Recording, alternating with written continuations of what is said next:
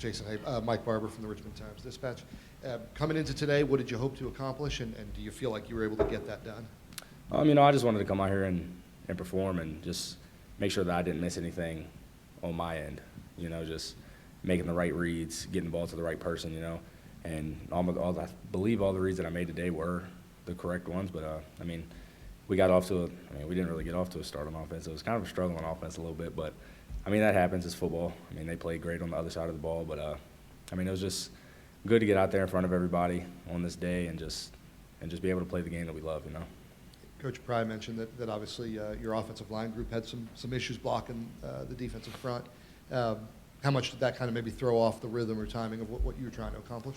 Yeah, that could throw off the rhythm and whatnot, but, I still have to make the throw at the end of the day, so I'm not going to put too much blame on them because, at the end of the day, I get the ball, I drop, and, I gotta make a play with the football, so. What felt right for you today, and what do you feel like was a weakness that you're going to have to work on heading into the summer? What felt right was just being out there. This is something I dreamed of since I was young. Y'all have heard the story before. I've tried to come here 3 times. First time was for linebacker, and I don't want to tackle anybody, so I didn't do that. So, third time's a charm. Just being out there in front of everybody, all the fans, just being able to play the game for Virginia Tech. That was the highlight of my day for real. And then just the weakness. Just not trying to get too deep on my drops. Like I said, some people from in the stands are going to say, O-line's not giving me any time, but part of that's on me as well. Just dropping too deep because they're expecting me to be at a certain depth. So if I get too deep, I mess what they're thinking up. So it goes both ways, and I'll take the blame for it.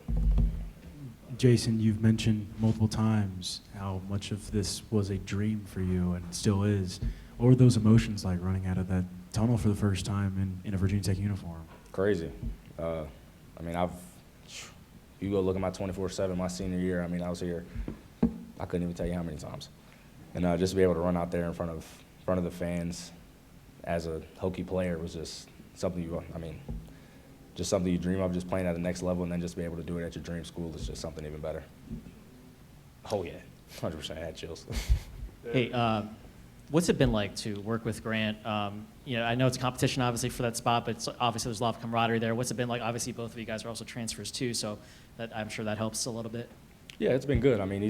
He's a great football player. I saw that today. He makes plays when he has the ball in his hands, and just knowing that we've come from 2 different schools, just comparing the stuff that we have now to what we did previously, and how we can join forces in a way and take the knowledge that he knows from his old coaches, take the knowledge I know from my old coaches, take the knowledge that we know from the coaches now that we're getting, and just be able to implement that in our game together is just, I think we're going to be a good group. Coach Pry said that he wasn't going to name a starter, that we're going to go into the fall kind of with the competition continuing. Do you feel like, not based on anything the coach said, just with your own personal thought, do you feel like you're ahead or behind? Where do you, do you think of it in those terms of like, man, after that spring game, I need to make up some things, or is that how do you view it when you're going through it? I don't really think of it that way, just because, for many reasons. But the main one is just I can't control the decisions that they make. The only thing I can control is the work that I put in every day, how much film I watch, how much work I do extra. That's the things that I can control. So I just control the controllable, and then they're going to make the decision of who they think's the best guy, and if it's me, great. If it's not, I'm going to keep working until it is. But I just control the things that I can control, and then just let the decision play out. And as you go kind of now into the summer with him, kind of competing still, what do you feel like you have to do? What's kind of your own game plan, kind of going into these next couple of months, where the coaches are very limited in what they can do? Just really know the offense.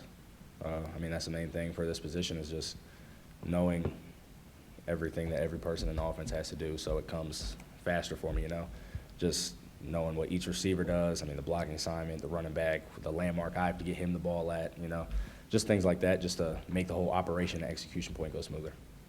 Along those same lines, it's probably most important to the coaches, rather than who's the starter, is to have 2 guys at least who are ready to quarterback this team. Does it feel like you and Grant are on pace to, when the season starts next year, be capable, functional to run this offense? 100%. And you're probably going to need both of us at some point in the year. If you look at my situation last year at South Carolina, I was a 13 quarterback. Luke got hurt with a foot injury, went out for the rest of the season. our GA, Zeb, came in, played, and then he ended up getting hurt. And then, so, I mean, it's a position where you might need both guys, and you probably will, like most teams do. So we're just going to push each other each day. That way, when the opportunity comes for both of us, we're ready.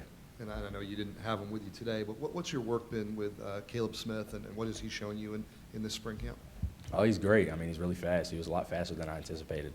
And he makes plays on the ball, one-on-one situations.